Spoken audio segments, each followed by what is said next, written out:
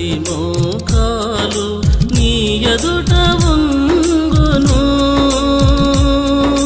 ప్రతి నాలుక నిన్ను స్తుతించును.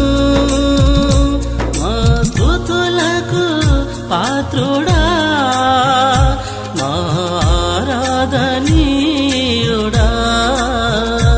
మా స్తుతులకు పాత్రుడా, మా ఆరాధనీయుడా. నీ మాట పలుకులే ఏ నోట విన్నా, నీ మాటలే మా ధ్యానము.